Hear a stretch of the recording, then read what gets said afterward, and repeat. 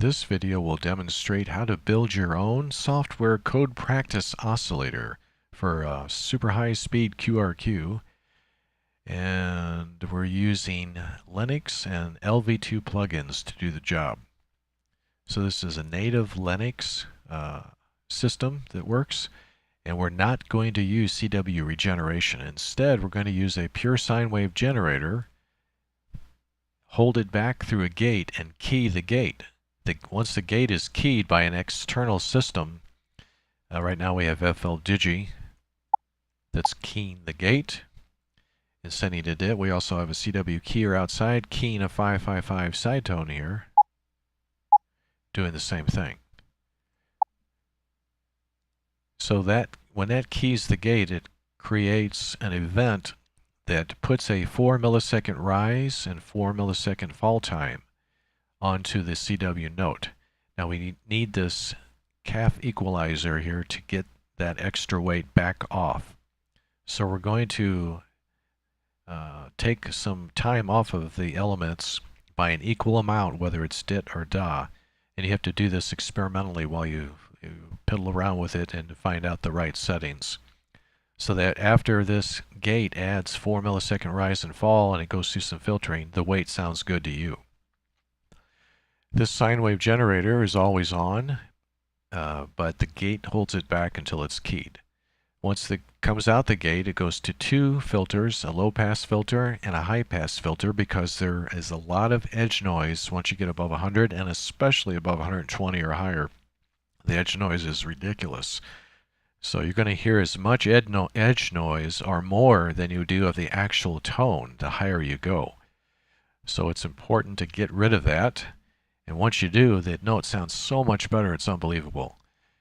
So we're going to do some testing here, and we've been setting up a test trial here at 123 words a minute. We're using FABIAN's app for training, and we're using a FLdigi file that we'll send a file to, and we kind of use that to set up everything so that we can do a better job of trying to copy by ear the FABIAN's QRQ app with whole word sound sent randomly. So we have a word list of 50 words already set up, and I'll go over that in just a second. But let me show you the DITs and the weight setting here that we're going to try to get CAF equalizer going. Now on this gate, we have it set again for the attack, which is the rise time at 4 milliseconds. The release, 4 milliseconds, 4.1 on both actually. And the other one, we raise the threshold up to 0 so that the gate will not pass anything till one of the channels has some audio coming into it that's higher than this. Once it passes over the threshold, the gate is open to both channels, but we're only listening to the upper channel right here, channel 1. And that's where the pure sine wave goes through, and then goes through the filters, and then to the headphones, and over to the screen recorder so you can hear it. So I'm going to send a DIT with FLdigi here.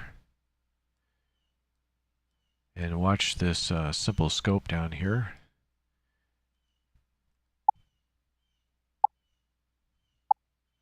So the green waveform is the FLdigi right QSK control sending out a 1 kilohertz tone.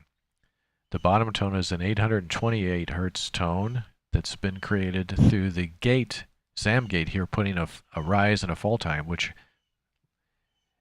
brings it into the way a raised cosine looks. It's a very pleasant sound, and it's very symmetrical, as you can see.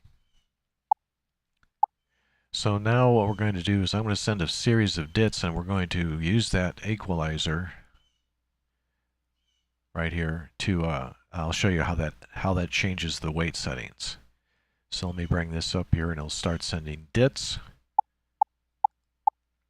And I'll increase the width of this DIT by increasing the volume.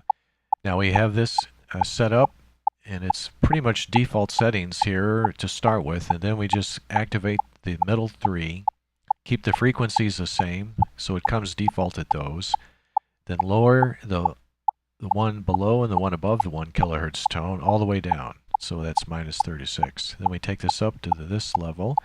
Now I'm going to increase it even more, and watch the DIT get heavier. That's a lot heavier for this, for a DIT at that speed. So we'll take it back down. Now we'll lower it just a bit. So that's too much. That's lowered too much. So this is pretty critical. Now, once you get the coarse tuning is the level, the fine tuning will be the Q.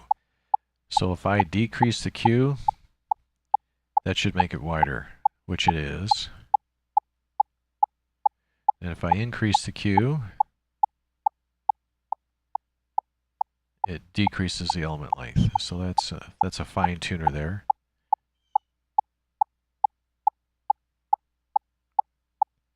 So I think that's where I had it, so we'll leave it there for now.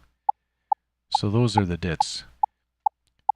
Now I'm going to send a series of S's with FLdigi. Now that we have the weight set, now we're going to adjust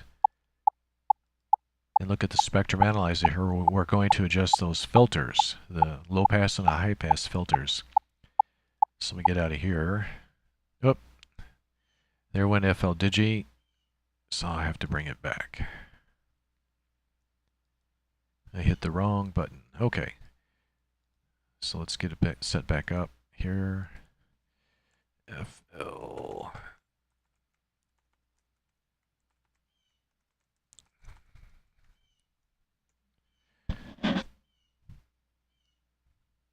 And we'll go down to this simple amplifier here since we want it to be more than 0 dB. And we'll take it back up to 123.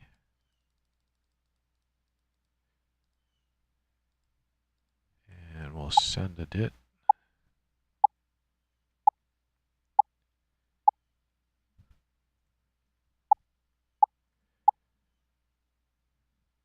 And we're going to change one more thing here. On FLdigi, if you have any edge timing, that'll change the way it looks. So we're going to take that back down to 0. And take this to 0.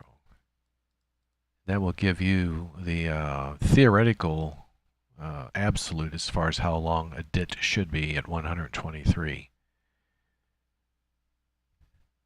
So let me send another DIT, and there we go. That's the way it was before. Now we're going to send some S's, and you're going to see this frequency spectrum analyzer over here, and I'll change the filtering on the low pass and high pass. You can listen to the edge noise and watch how much edge noise you get.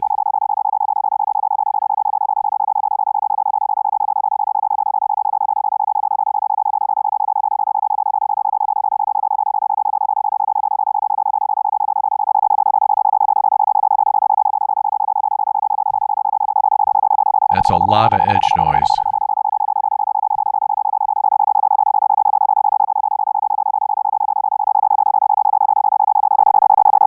That's a lot of edge noise.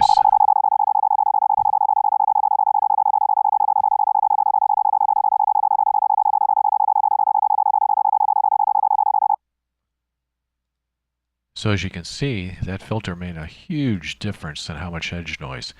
Now as far as the resonance goes, and the frequency above and below where you want it, and we're using a 36 dB per octave high pass, same thing for the low pass. Now you can adjust that however you want, but for me this seemed like it was just about right. So let me actually demonstrate that again with QRQ app. So we have the filters engaged already, so let's see if we can get something started here.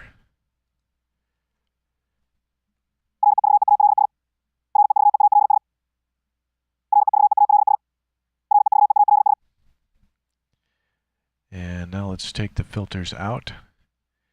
And with QRQ, you can hit F6 to repeat it and F7 to repeat the last one if you guessed wrong.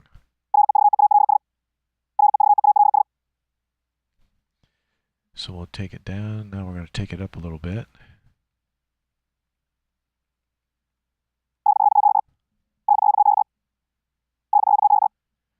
And now let's take the filters out.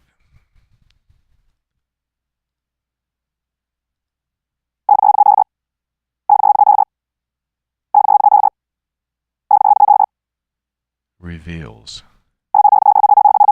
So it's the edge noise is so noisy, you hear more of that than you do the actual tone. So I'm going to bring this back. And we'll hit it again, and we'll test a few of these and see how it goes. Understanding.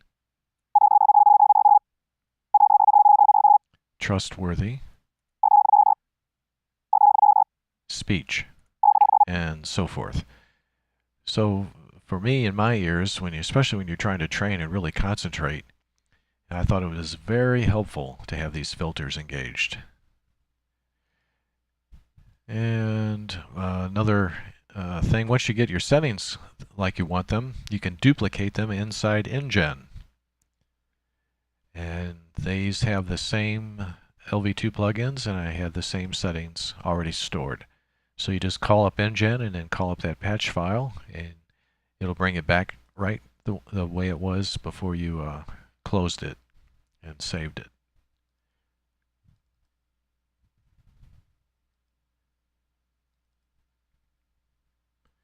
And this is pretty helpful, so you don't have to first load all 5 different programs and then adjust all the settings. You just bring up InGen, open up or import that patch file that you want, whatever you called this. It'll bring it back just like the way you wanted it, and you're good to go. So we have a 555 side tone here as well. Again, that's a very nicely shaped CW note, and we're kind of discarding the side tone itself from the 555 since it's harsh, it's full of harmonics, and we're just using it to key that gate. And because a ZAM gate is an excellent application, it's one of the few that allows this rise and fall time to be created symmetrically. So it's fairly simple. So this was a very essential part of finding this system and getting it to work, to try to use an all-native Linux LV2 plugins instead of trying to bring in Windows VST programs, or trying to regenerate the CW. So that saves a little bit of a step, and you get very accurate timing this way. And you can adjust the frequency, the pitch, the volume, the rise and fall time, and get this really trimmed the way you want it.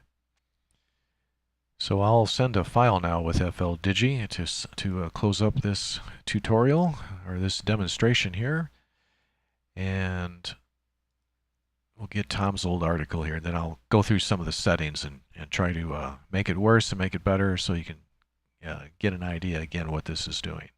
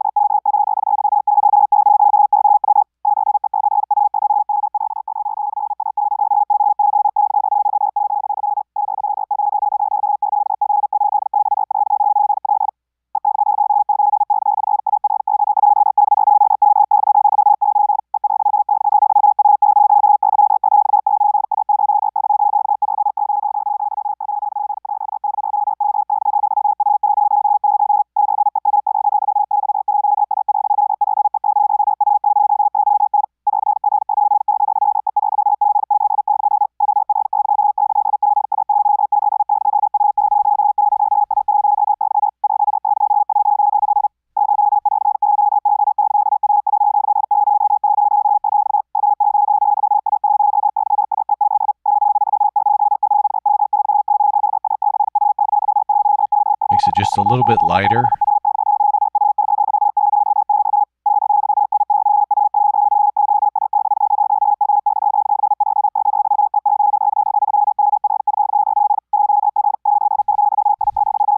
Anyway, that's what sounded best to my ears anyway.